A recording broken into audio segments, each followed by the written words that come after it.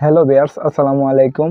আপনারা যারা এখন পর্যন্ত কন্টেন্ট মনিটাইজেশন পান নাই, তারা কিভাবে কন্টেন্ট মনিটাইজেশনের জন্য অ্যাপ্লাই করবেন আমি এই ভিডিওতে আপনাদের A to Z বুঝিয়ে দেব। কিভাবে কন্টেন্ট মনিটাইজেশনের জন্য অ্যাপ্লাই করব আমি স্ক্রিন রেকর্ডের মাধ্যমে আপনাদের দেখিয়ে দিচ্ছি। সর্বপ্রথম আপনারা আপনাদের প্রোফাইলে চলে যাবেন। প্রোফাইলে চলে যাওয়ার পর আপনারা আপনাদের ফেসবুক আইডির লিঙ্কটা কপি করে রাখবেন। কপি করার পর আপনারা প্রফেশনাল ড্যাশবোর্ডে ক্লিক করবেন।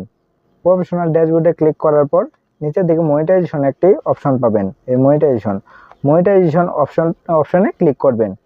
পরে একটু নিচের দিকে চলে যাবেন। নিচের দিকে লেখা আছে ইনস্টিম অ্যাডে চলে যাবেন।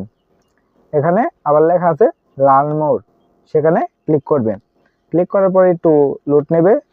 লোড নেওয়ার পর একটু নিচের দিকে স্ক্রল করবেন। নিচের দিকে যাওয়ার পর এখানে লেখা থাকবে ফেসবুক কন্টেন্ট মনিটাইজেশন, এখানে ক্লিক করবেন।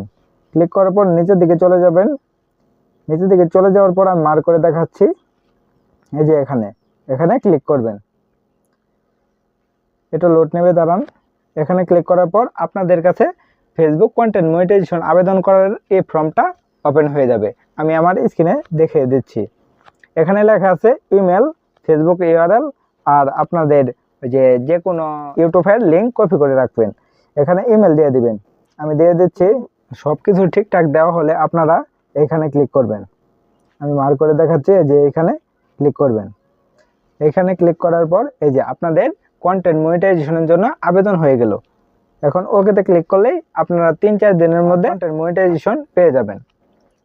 এটাই হলো আমার আজকের ভিডিও। যদি ভিডিওটা ভালো লাগে চ্যানেলটিকে ফলো করে লাইক দিয়ে দেবেন।